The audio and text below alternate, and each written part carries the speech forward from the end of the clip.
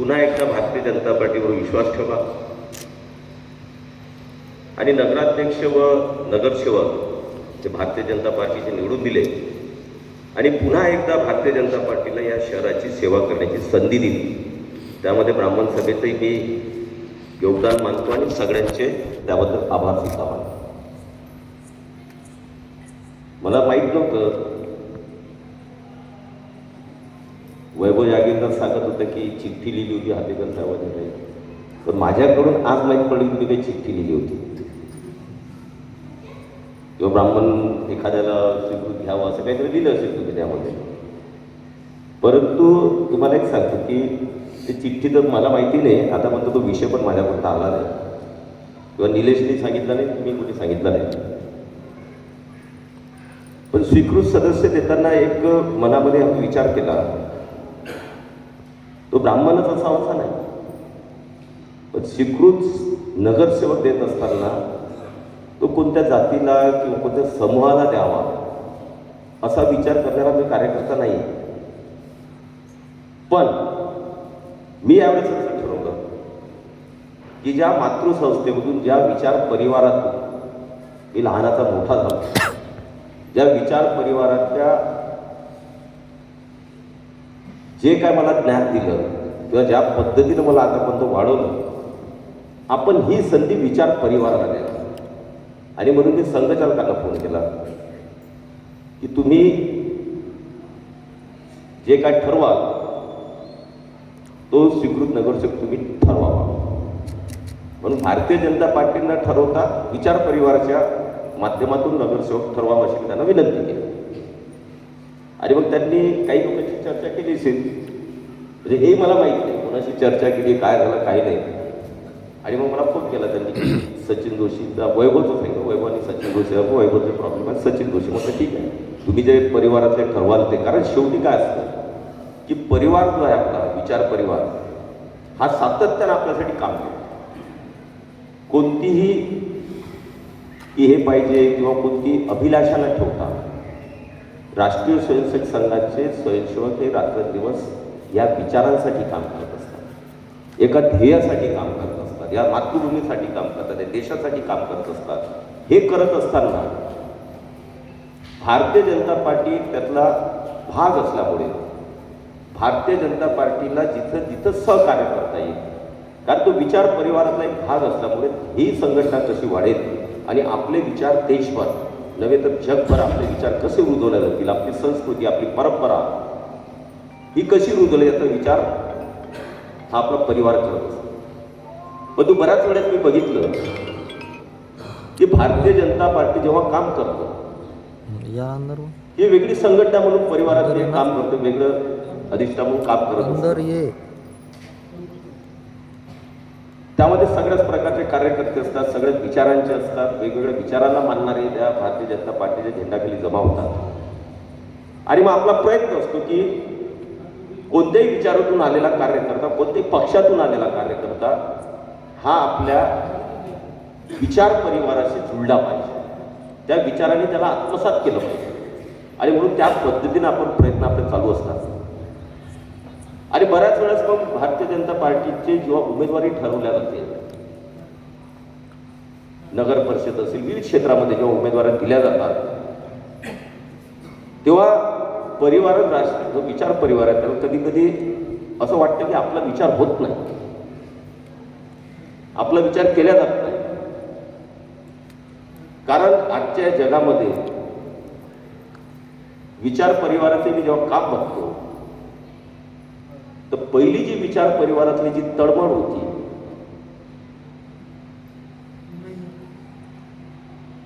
तेवढी आता नवीन स्वयंसेवकामध्ये दिसत नाही. एक निस्वार्थपणे जे विचार परिवाराचं काम करायचे, कोणता स्वार्थ न ठेवता, फक्त देश, धर्म आणि संस्कृती. पण तो हळूहळू राजकारणाची लागण जी आहे ते प्रत्येक क्षेत्रामध्ये लागत आहे. आणि त्यामुळे साहजिकच विचार परिवारातल्या काही संघटनांमध्ये, काही लोकांमध्ये अभिलाषा निर्माण झाली की आपल्याला सुद्धा भारतीय जनता पार्टीकडून संधी दिली पाहिजे.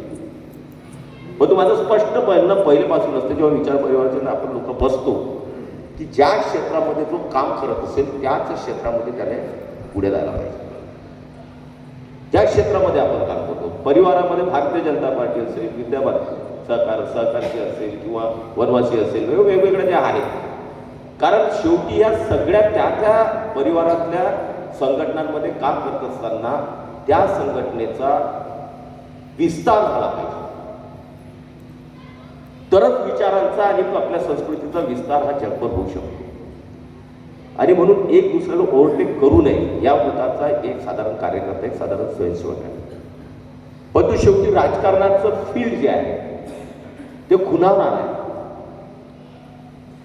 काही स्वयंसेवकाची अशी होऊन जाते की आम्ही सगळं परिवारात काम करतो, हे करतो, ते करतो, ते किती मजा करतात. बघा दादा नगरसेवक झाला, तो असा झाला, आमदार झाला, तो ते झाला, आम्ही फक्त कामच करत राहायचो का? हा पण एक प्रवाह. हे पण विचार कधी कधी काही लोकांमध्ये येतात, मी पूर्ण काही लोकांमध्ये येतात, आणि ते विचार परिवाराशी घातक असे विचार असतात. हा विचार केल्यानं हा परिवार पूर्णतः जे डॉक्टर केशवरावजी हेडगेवार यांनी तो विचार केला असं स्थापन करताना त्या विचाराकडे आपण परिपूर्णतेकडे जाणार नाही. आणि म्हणून भारतीय जनता पार्टीमध्ये काम करताना आपल्याला सगळ्यांना सांभाळून घ्यावं लागतं. सगळ्या विचारांच्या लोकांना एकत्रितपणे आपण सांभाळावं लागतं. हौसे असतात, नवशे असतात, गौशे असतात की नाही? कधी कधी वेगवेगळ्या प्रवृत्ती असतात, कधी कधी आपल्या विचाराशी विरोध विचार करणारे सुद्धा व्यक्ती सोबत असतात. कारण शेवटी राजकारण हे क्षेत्र वेगळं आहे, हे सत्तेचं असतं, तिथं सत्ता असलीच पाहिजे. यासाठी बऱ्याचशा घडामोडी, लवचिकता आणि मनाच्या विरुद्ध, आपल्या विचारांच्या विरुद्ध जे मनाला पटत नाही ते सुद्धा यामध्ये करावं लागतं. मग आमच्यावर टीका होते भारतीय जनता पार्टीच्या कार्यकर्त्यांवर, परिवारातून होते, कधी कधी टीका होते, किंवा हे कसे करून आले, हे असं कसं करू शकतात, ते तसं कसं करू शकतात. पण शेवटी जर भारतीय जनता पार्टी विचार परिवाराचा एक घटक म्हणून खालून पासून तर वरपर्यंत देशापर्यंत सत्तेत जर नसली तर मग तुमचे विचार कसे पेरले जातील? किती अडथळे, किती प्रकारे तुम्हाला दाबण्याचा प्रयत्न होऊ शकतो हे आपण मागच्या काळात पाहिलेलं आहे. काय काय बोलले असतात, आताही बोललं, पण आज आपली सर्व ठिकाणी सत्ता असल्यामुळे कोणाला ताकद नाही आहे की परिवाराला दाबायची. पण ती जर सत्ता नसली तर त्याचे परिणाम काय होऊ शकतात हा सुद्धा काही स्वयंसेवकांनी विचार करण्याचा, चिंतन करण्याचा विषय आहे. आणि म्हणून भारतीय जनता पार्टी काय करते तो त्यांचा स्वतंत्र विषय असला पाहिजे. प्रत्येक संघटनेमध्ये आपापले विचार, आपापल्या करण्याचे काम करण्याची पद्धत आहे, त्याप्रमाणे सगळ्यांनी चाललं पाहिजे. पण प्रत्येक संघटनेमध्ये आमदार कुटेंनी म्हटलं की मी जर भारतीय जनता पार्टीचा मध्ये काम करतो, पण मी आता मोठा माणूस झालो, त्यामुळे मी संघाच्या प्रत्येक संघटनेमध्ये डोकं टाकलं, मी म्हणेन तशी चालली पाहिजे. इट्स नॉट पॉसिबल, आणि शक्यही नाही, आधी करू सुद्धा नाही. वनवासी कल्याण असं त्यांनी त्यांची मुभा आहे, त्यांनी त्या पद्धतीनं त्यांचं काम करावं. डॉक्टर कुठेला आवश्यकता वाटली तर भेटावं, आवश्यकता वाटली तर बोलावं, पण डॉक्टर कुठेही जाऊन त्याच्यात लुडबुड करू नये, नाही तर संघटनेचं नुकसान होतं. अरविंदमध्ये मी त्या पद्धतीनं वागणारा स्वयंसेवी कार्यकर्ता आहे. मी कधीच कोणत्याही परिवाराच्या, कोणत्याही संघटनेत माझी की असंच करा, हे त्याने करा, ते तसं करा, ते तसं कधी नेवा.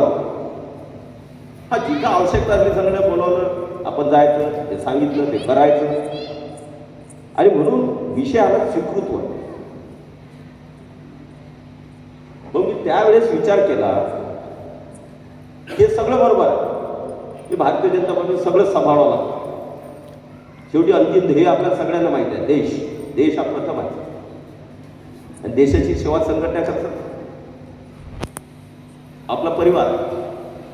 त्यामुळे हे जर अंतिम ध्येय आपलं आहे गोरगरिबांची सेवा, अंत्योदय जर आपला विचार आहे, तर सत्ता आपल्या हातात नसली तर हे विचार आपण शेवटच्या माणसापर्यंत नेऊच शकत नाही. आणि म्हणून सत्तेमध्ये करत असताना न केले प्रकारे काही गोष्टी अशा मनाविरुद्ध कराव्या लागतात ज्या मनाला पटत नाही, तरी पण सत्तेसाठी करावं लागतं. मग कधी कधी आमच्या परिवारातल्या काही लोकांना जरा वेगवेगळे विचार द्यावा, असं कसं केलं तसं कसं केलं. त्यामुळे हा विचार आपण सगळ्यांनी एकत्रित करावा की ज्या संघटनेमध्ये आपला सोयीस्कर काम करतोय तो निश्चितपणे चांगलंच करेल. कोणत्याही संघटनेमध्ये शेवटी मूळ विचार तो सोडणार नाही. एवढं जरी आपण समजून घेतलं तर सगळ्या संघटना आपापल्या मार्गाने एक उत्तम आणि अतिउत्तम काम करू शकतात. पण तुम्ही यावेळी विचार स्वीकृत आज केला की शेवटी आपण या सगळ्या एकत्रित संघटना आहेत. आपण प्रत्येक वेळेस त्यांना म्हणतो की हे करा, किंवा इलेक्शनाला की सगळे परिवार भेटतो, हे भेटतो. तर यावेळेस की तुम्ही ठरवा. आणि म्हणून एक चांगलं नाव आता सचिनच्या रूपात जोशी त्याचं परिवाराने दिलं आणि एक चांगला स्वयंसेवक आज स्वीकृत सदस्य म्हणून त्या सभागृहात काम करणार. तो ब्राह्मण समाजाचा आहे हे महत्वाचं नाही.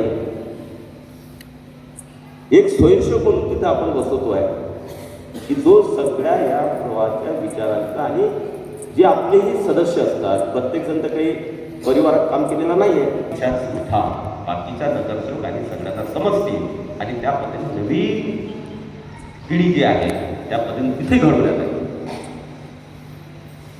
आणि म्हणून हा विचार करून आपण मी कधी जातीवर किंवा समाजावर आयुष्यामध्ये मालिकेमध्ये आपण तुम्ही सोबतच राहिलेले आहे.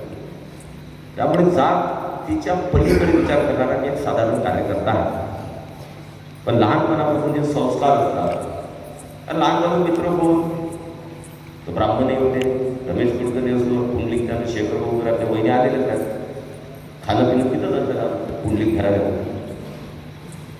नंतर आमचे रमेश कुलकर्णी होता, आता मनोज देशपांडे होता, आमचे दाडगे होते माणी समाजाचे. असे वेगवेगळ्या खाटीक समाजाचा मित्र होता, भोई समाज होता, कुंभार समाज होता, बौद्ध समाज होता, पातंग समाज, असं खूप होता.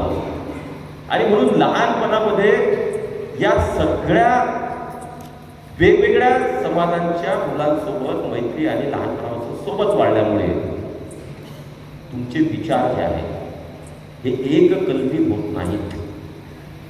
कारण तुम्हाला सगळ्यांची जाणीव असते, सगळ्यांच्या संवेदना समजतात आणि त्यामुळे तुमची विचार करण्याची प्रवृत्ती सुद्धा बदलते. आणि सगळ्यांच्या सोबत राहण्याचा परिणाम काय की मी आला लक्षात आलं. या सगळ्यांच्या सोबत राहण्याचा परिणाम, यांच्या सोबतचा विचारांची देवाणघेवाण ही माझ्यामध्ये असल्यामुळे आज मी इथपर्यंत पोहोचू शकतो.